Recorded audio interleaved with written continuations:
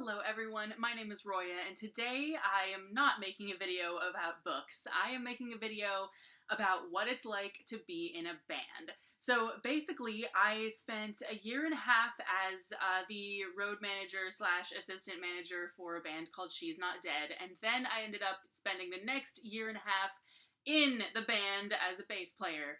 And then I spent the next year and a half in my current band, the Shrike. And so basically, band life has been a really big part of my life since I was just shy of 24, and now I'm like just shy of 29, so it's been a while. If you're watching this video and you're someone who has worked with either of my bands in any capacity or been in either of them, I am not going to talk shit about you. Don't worry. So basically, even though I would love to tell you guys all the stories I have about, say, a band member getting handcuffed and put in a cop car in the middle of Minnesota, or the time that a band member disappeared for 12 hours in Iowa on my birthday, as you can see, I still harbor some resentment towards some of these things, but I'm not going to go into stories like that because I just would rather talk about the stuff that's, you know, funny and kind of amusing in like a good way and not a bad way, not the stuff that I like wish didn't happen. So I'm gonna kind of go in chronological order-ish with like some interesting band stories, and I mean, I know that like a lot of you guys who watch my videos have no connection to my band whatsoever. Like some of y'all do, I know that, but like so I just figured it would be interesting to, like, I don't know, tell you guys about some of this stuff. So while I was crew and management of She's Not Dead, one really fun thing that we did was film a music video. What we did was we went to a graveyard and filmed the band playing and walking around through the graves and things. And so basically, at some point, this drunk lady comes along and thinks that we're actually playing. I don't know why she was like drunk in the middle of the day, but pretty much, like the videographer was like filming the band and the drummer was the only one actually playing because you can't fake play drums. But basically like everyone else was just like lip syncing and playing along to the track. So this drunk lady was like looking at the videographer and going, "He needs to get out of the way." And she was looking at the singer and going like, "She needs to turn up her volume," and all this stuff. Like she thought that they were actually playing, and I had to tell her like several times, like, we're just filming a music video. And my first ever band tour, like real band tour, not just a weekend, because She's Not Dead went away for weekends all the time to play, but basically our first tour was 3 weeks long and I was still crew and management at this point. And so basically a lot of our time was spent sleeping in parking lots, and we would cook food and either just put dirty like pots and pans back into the van, or we would like have to wash the dishes and everything in the Walmart. It was really dumb because we slept in Walmart parking lots because you're legally allowed to sleep in a Walmart parking lot if it's a supercenter. There was this one weekend, once I was in the band and everything, like we went up to Washington, like up to wherever the hell we were, Port Orchard and somewhere else that was on the way home from Port Orchard. Basically, or not Port Orchard, Port Townsend, I think. I don't know, it doesn't matter. So the speaker blew in the middle of a show, and the next day we had to go and get it fixed on the way to the second show, because otherwise, like, we'd be screwed for having a PA system, pretty much. So we go into this place, and this dude, like, he fixes it, and then he says, "Well, what name do you want me to put on the receipt?" And so I said, "Oh, just put She's Not Dead. That's our band name." And he was like, "Okay." And so he prints out the receipt, and it says She Is Not Dead instead of She's Not Dead, and I cracked up so hard. It was so funny. And then when we got to the second show of that like weekend, we got to the venue and the sign out front said "she is not dead" instead of "she's not dead." I had to get out of the van and like change it so that it said "she's," because I just thought, like, what is this, proper English day? Like, "She is not dead" is not her band name. The next couple stories that I have to share have to do with this music video that I'm actually in. I will leave it linked down below. I'll leave both music videos that I've been in down below. And so basically, like, we got offered to do this music video with this, like, really big Hollywood guy who's done music videos for, like, Danzig and System of a Down and Kitty and Mudvayne and people. So, and he was gonna do it at just the production cost, which was still a lot of money for us, but it wasn't like the $40,000 that he would normally charge. We were about to go down there, and pretty much, like, to pay for the trip, we were gonna book a couple shows on the way there. And we ended up only getting one because the other one kind of screwed us over, but basically, like, so I was looking for a sound guy who was willing to, like, go down there with us. And the responses that I got to this ad were just way, like, really funny for some reason, some of them.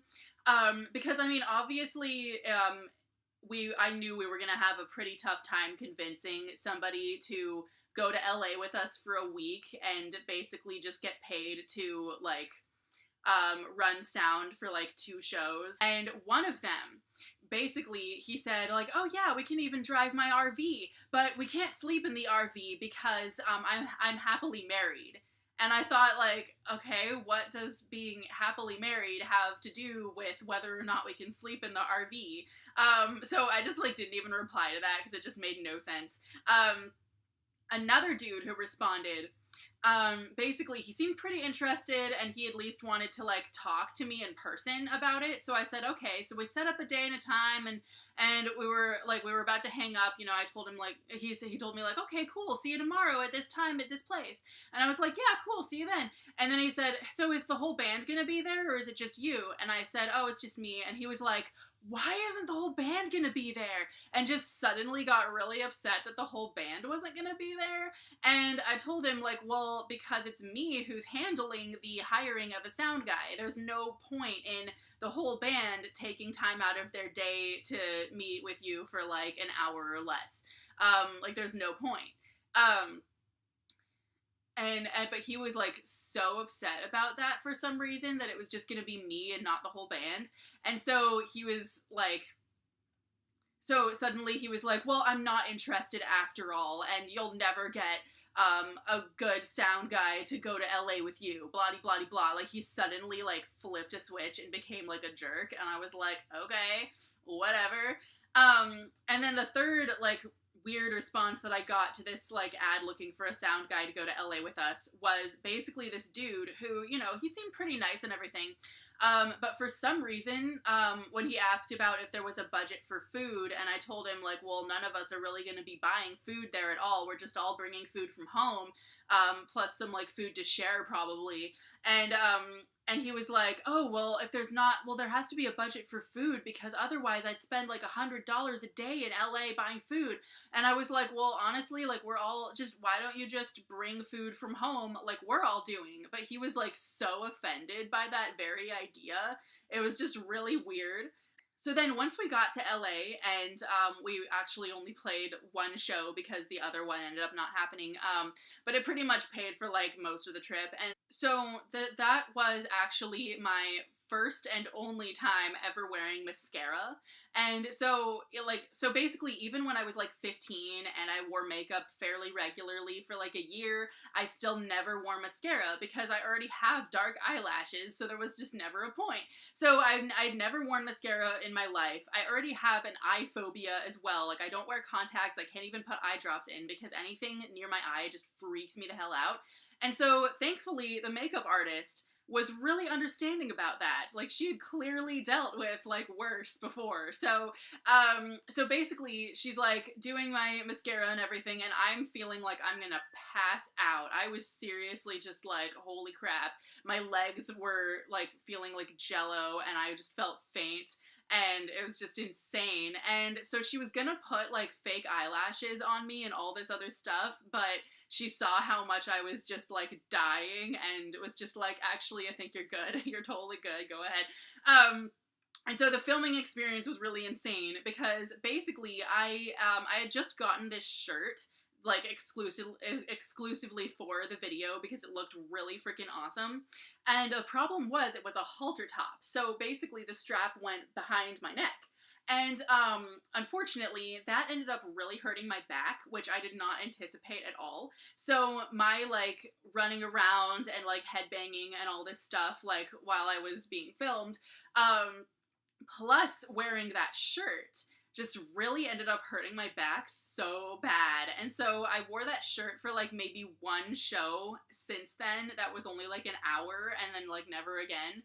I hadn't really planned to anyway because I mean it was a shirt that I just got exclusively for the video. They were filming us with like really boiling hot studio lights and it was like, I mean, so not only were we running around and like working up a sweat anyway, but like those lights were just so hot that in between like 3 or 4 minute takes, like I had sweat so much that I was downing an entire bottle of water. Our makeup was like running off from all the sweat. Like in between takes, the makeup artist had to come and like fix our makeup.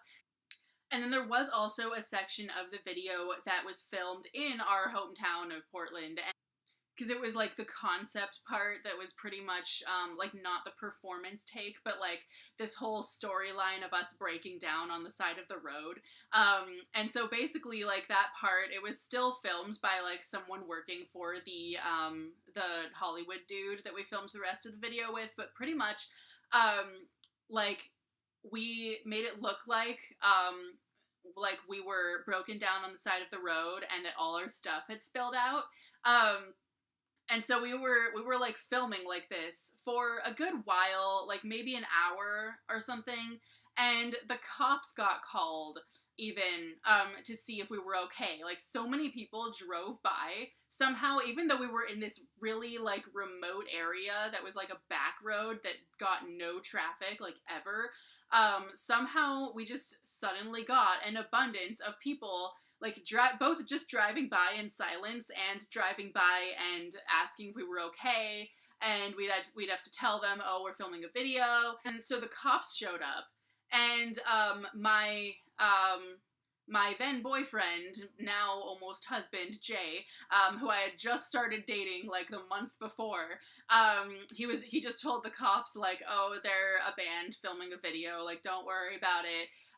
Also, fun fact, if you watch that music video, linked down below, Jay is the dude in a hoodie, the, like, creepy dude standing in the middle of the road. So the rest of these stories about being in a band are going to have to do with my current band, the Shrike.